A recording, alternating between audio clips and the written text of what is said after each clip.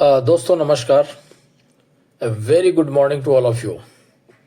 This particular video has been designed and I am making it just to help you out how you deal with the customers and their objections and their questions in the market. पिछले 3-4 वर्षों से जो objections हमने देख रहे हैं कि private insurance companies India में इतनी आ गई है कि प्राइवेट इंश्योरेंस कंपनी के बंदे जो हमारा क्लेम है कि LIC of India is the only government insurance company in India, उसको रिफ्यूट करने के लिए प्राइवेट इंश्योरेंस कंपनी के बंदे को मैंने कहते सुना है कई जगहों पे, या कस्टमर्स को उन्होंने जो मिसगाइड किया है कई जगहों पे. वो कहते हैं कि जितनी भी इंश्योरेंस कंपनी है उसको तो गवर्नमेंट ही चलाती है. दोस्तों मैं आज ये क्लियर करना चाहता हूँ सिर्फ इस डाउट को कि what is the basic difference between LIC of India and private insurance companies. LIC of India एक गवर्नमेंट की कंपनी है, मतलब गवर्नमेंट का हाथ पैर है, गवर्नमेंट का वाइटल ऑर्गन है जिसके बिना गवर्नमेंट फंक्शन नहीं कर सकती. और LIC ऑफ इंडिया का ट्रैक रिकॉर्ड है पिछले 70 इयर्स का. LIC ऑफ इंडिया का जन्म 1956 में हुआ और लाइफ इंश्योरेंस कॉरपोरेशन एक्ट 1956 के तहत हुआ, जिसे पार्लियामेंट के द्वारा पास किया गया और ये गवर्नमेंट का एक अभिन्न हिस्सा बन गया. उसके अगेंस्ट में प्राइवेट इंश्योरेंस कंपनीज 2000 के बाद आई. अब दोनों का काम करने के तरीके और दोनों के उद्देश्य में क्या अंतर है पहले ये बता दो. Life insurance corporation of India LIC of India की स्थापना गवर्नमेंट ने इसलिए की कि वो अपनी पब्लिक को, जनता को एक सोशल सिक्योरिटी प्रोवाइड कर सके. जब जनता सोशली सिक्योर होगी, माने हर आदमी का बीमा होगा, हर फैमिली के उस कमाने वाले मेंबर का कम से कम बीमा होगा, तो उसके नहीं रहने पे परिवार को आर्थिक सहायता मिलेगी. और जब परिवार आर्थिक रूप से मजबूत होगा तो समाज पे बोझ नहीं बनेगा. और जब समाज मजबूत होगा, यानी समाज पे बोझ नहीं बनेगा, तो हमारा समाज भी मजबूत होगा. और जब समाज मजबूत होगा तो राज्य मजबूत होगा, राज्य मजबूत होगा तो देश मजबूत होगा. तो देश को मजबूत करने के लिए, देश की जनता के लिए life insurance corporation of India act 1956 के तहत LIC की स्थापना की गई, ताकि देश की हर जनता को एक financial and social security provide किया जाए. 1956 से 1999 तक गवर्नमेंट ने ऑब्जर्व किया कि LIC के रहने के बावजूद भी इंश्योरेंस का अवेयरनेस लोगों में कम है और इंश्योरेंस पेनिट्रेशन इंडिया में बहुत ज़्यादा नहीं हो पाई है. प्राइवेट कंपनीज को 1999 में लाया गया IRDA के रेगुलेशन के तहत. गवर्नमेंट ने IRDA की स्थापना की, उन्होंने प्राइवेट इंश्योरेंस कंपनी की स्थापना नहीं की. ये डिफरेंसेस आप समझते रहिए. पहला नंबर, गवर्नमेंट ने LIC ऑफ इंडिया की स्थापना की, गवर्नमेंट ने प्राइवेट इंश्योरेंस कंपनी की स्थापना नहीं की. प्राइवेट इंश्योरेंस कंपनीज को इसलिए लाया गया कि प्राइवेट इंश्योरेंस कंपनीज आए तो एक कंपनी के भले 25 कंपनी इंडिया में ऑपरेट करेगी, तो जल्द से जल्द हर लोगों को बीमा प्रोवाइड किया जाएगा. इससे गवर्नमेंट को फ़ायदा क्या होगा? गवर्नमेंट को फ़ायदा ये होगा कि FDI आएगी, फॉरेन डायरेक्ट इन्वेस्टमेंट. अब कोई भी प्राइवेट इंश्योरेंस कंपनी खाली हाथ तो इंडिया में ऑपरेट करने आएगी नहीं. वो 200, 400, 500, 1000 करोड़ रुपया लेके आएगी. जब 1000 करोड़ रुपया लेके आएगी तो इंडिया में लगाएगी, तो इंडिया की इकोनॉमी को बूस्ट करेगी, इंडिया के लोगों को रोज़गार मिलेगा. लेकिन अल्टीमेटली वो प्राइवेट इंश्योरेंस कंपनी है, वो इंडिया में इसलिए आ रही है कि इंडिया में कस्टमर बेस ज़्यादा है. जहाँ पे 140 करोड़ की आबादी है वहाँ पे कस्टमर ज़्यादा मिलेंगे, नेचुरल सी बात है. तो ज़्यादा कस्टमर को टैप करने के लिए प्राइवेट इंश्योरेंस कंपनी अपने फ़ायदे के लिए आई और गवर्नमेंट को फ़ायदा ये हुआ कि उनको फॉरेन डायरेक्ट इन्वेस्टमेंट मिल गया, लोगों को रोजगार मिल गया। अब जो प्राइवेट कंपनी आई है, जैसे मैं ही प्राइवेट कंपनी हूँ, तो मैं अपने फ़ायदे के लिए काम करूँगा, मैं जन कल्याण के लिए काम नहीं करूँगा। तो प्राइवेट इंश्योरेंस कंपनी आई, वो अपने फ़ायदे के लिए आई। इसीलिए आप देखते होंगे कि प्राइवेट इंश्योरेंस कंपनीज का जो प्रीमियम होता है वो बहुत हाई होता है और स्टार्टिंग प्रीमियम ही हाई होता है। जबकि LIC ऑफ इंडिया एक गवर्नमेंट की संस्था है और गवर्नमेंट का हाथ और पैर है, अभिन्न अंग है, तो इसका प्रीमियम छोटे से छोटे 5,000 सालाना से लेके अनलिमिटेड होता है। ऊपर की तो कोई लिमिट है नहीं, जितना प्रीमियम कोई भरने में सक्षम है उसके फाइनेंशियल हेल्थ पे डिपेंड करता है, कितना फाइनेंशियली स्ट्रांग है वो, तो उसके आधार पे ऊपर की कोई सीमा नहीं है। लेकिन नीचे की सीमा, नीचे भी हम कर सकते हैं कि मिनिमम जो डेली वेज वर्कर हैं, डेली हमारे मजदूर भाई हैं, हमारे गरीब भाई हैं जिनके पास पैसों की कमी है, वो लोग भी अपना वित्तीय सुरक्षा करा सकें और वो लोग भी अपने छोटे मोटे जो इनकम है उसमें से उसका छोटा सा हिस्सा निकाल कर अपनी फाइनेंशियल सिक्योरिटी कर सकें, अपने परिवार की सुरक्षा कर सकें। तो this is the basic difference.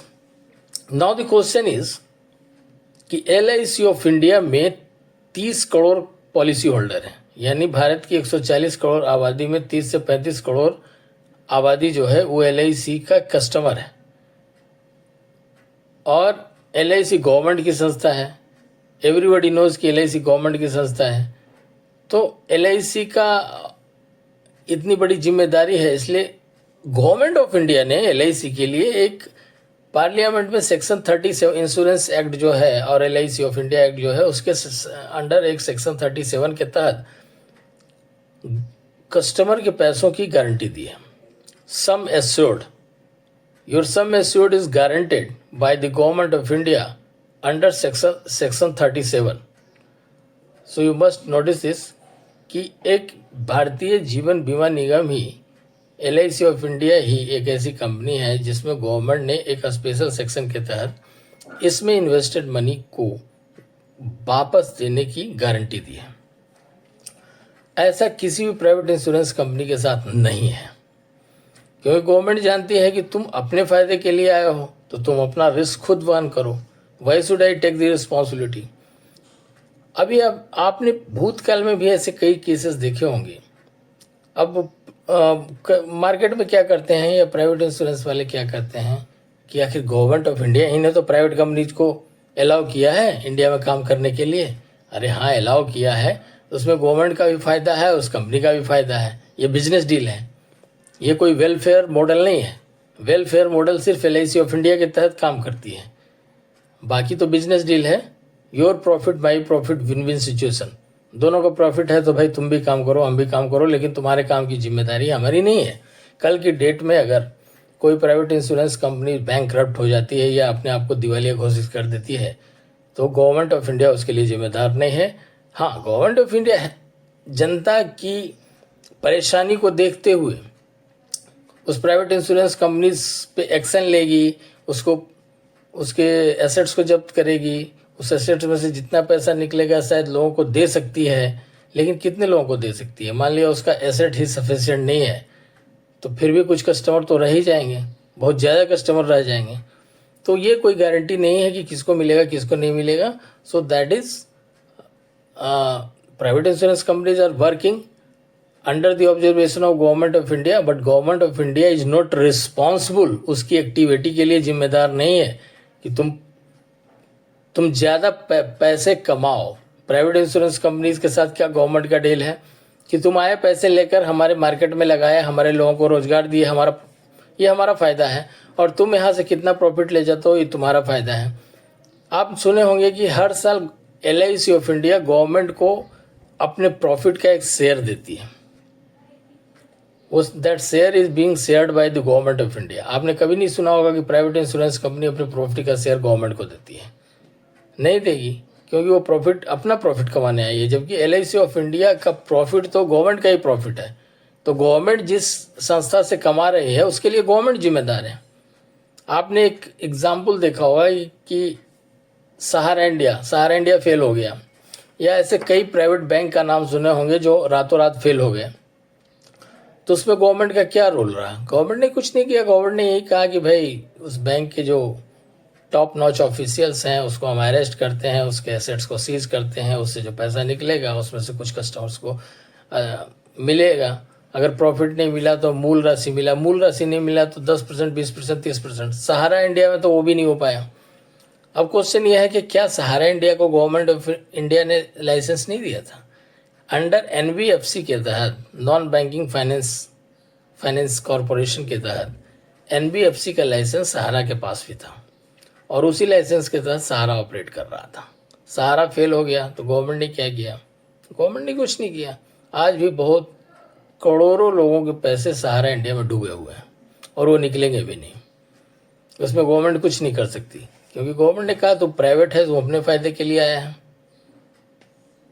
और चूंकि जो इंडियन है तो इंडिया में तुमको काम करने का लाइसेंस है, चलो करो, लेकिन हमारी कोई जिम्मेदारी नहीं है। तुम मुनाफा कमाते हो तुम्हारी मर्जी, कल तुम फेल होते हो तुम्हारी जिम्मेदारी। Whereas in case of LIC of India this is not the case. If LIC of India की गवर्नमेंट की गारंटी है, LIC ऑफ इंडिया फेल मतलब गवर्नमेंट फेल। किसी भी तरह से जो सम इश्यूड गारंटेड है under section 37 of government of India, under the insurance act and LIC of India act, उस सेक्शन 37 के तहत हर कस्टमर का सम इश्यूड गारंटेड है और उसको पैसा मिलेगा।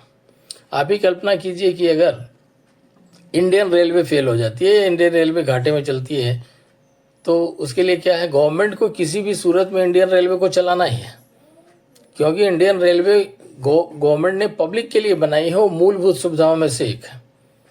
गवर्नमेंट को अपनी वोट बैंक भी देखनी है, अपनी पब्लिक को भी देखनी है। उसी तरह आप सोचिए कि अगर LIC ऑफ इंडिया के 30 करोड़ कस्टमर हैं, तो उस 30 करोड़ कस्टमर को कोई भी गवर्नमेंट नाराज करने का रिस्क और जोखिम नहीं उठा सकता, क्योंकि government is directly responsible for LIC of India. तो ये जो क्वेश्चंस, ये जो मार्केट में बहुत से माने अनाड़ी लोग या अनाड़ी कस्टमर या प्राइवेट इंश्योरेंस कंपनीज के जो ऑफिशियल्स हैं या उसके जो प्राइवेट इंश्योरेंस कंपनीज के एम्प्लॉयज़ हैं, वो जो इस तरह की अफवाहें फैलाते हैं कि LIC और प्राइवेट सब एक है, ऐसा नहीं है। आप उनको इस वीडियो को देखने के बाद करारा जवाब दे सकते हैं और बता सकते हैं कि LIC of India means government of India and private insurance company मतलब प्राइवेट। उससे गवर्नमेंट को कोई लेना देना नहीं है। आज अदानी फेल हो जाता है, अंबानी फेल हो जाता है, उससे गवर्नमेंट का क्या लेना देना? उससे कोई कस्टमर भी नाराज़ नहीं होगा, क्योंकि भाई तुम कंपनी के साथ डील कर रहे हो, तुम गवर्नमेंट ऑफ इंडिया के साथ डील नहीं कर रहे हो। और गवर्नमेंट से नाराज़ भी नहीं होगी पब्लिक, क्योंकि गवर्नमेंट ऑफ इंडिया ने पहले ही रिस्पॉन्सिबिलिटी नहीं ले रखी है। सिमिलरली प्राइवेट इंश्योरेंस कंपनीज के साथ भी है। आप अगर उसमें पैसा लगा रहे हैं तो सतर्क रहें, सावधान रहें और देखते रहें कि भाई प्राइवेट इंश्योरेंस कंपनीज में आपका पैसा सुरक्षित नहीं है। आपको मिलने वाले क्लेम की कोई गारंटी नहीं है, क्योंकि प्राइवेट इंश्योरेंस कंपनी यहाँ मुनाफा कमाने आई है और इंडियन कंपनी के साथ कोलैबोरेट करके वो मुनाफा कमाना चाहेगी। अगर आपके नहीं रहने के बाद आपका बड़ा क्लेम है और उस बड़े क्लेम से को न देने पर कंपनी को मुनाफा है, तो कंपनी न देगी, भले उसके लिए उसको कोर्ट में जाना पड़े, लीगल फाइट करना पड़े, बट वो कोशिश करेगी कि उस बड़े रकम को हम रख लें ताकि उसका फ़ायदा हो सके।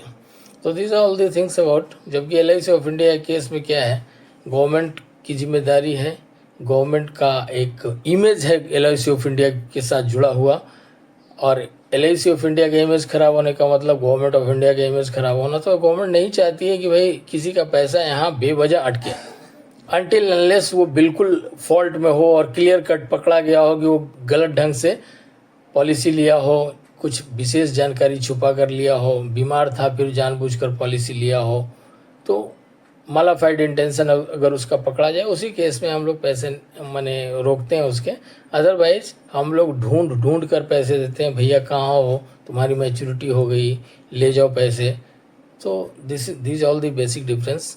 We are here to serve the people of India LIC of India has been formed to serve the people of India, to provide them the social security, because LIC of India is contributing a lot in the infrastructure and other things of the nation building activities. We are a part of nation building activities.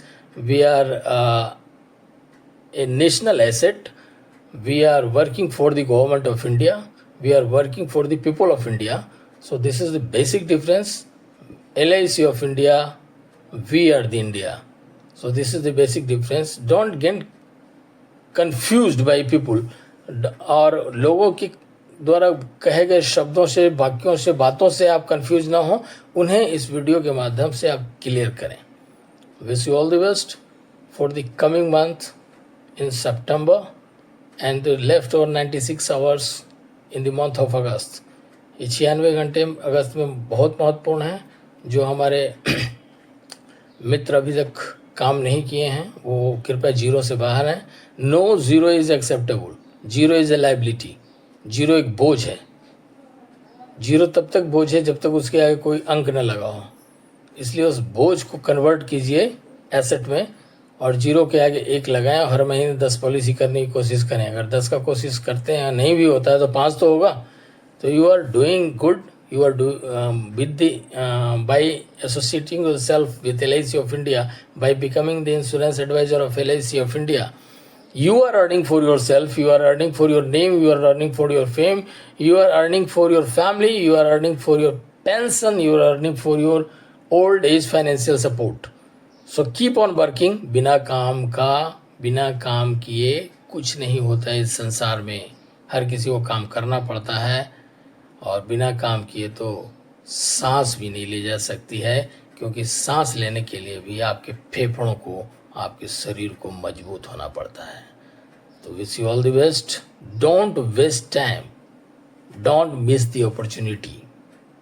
काम करो, आराम करो, फिर काम करो और तरक्की करते जाओ. Wish you all the best. जय हिंद. वंदे मातरम.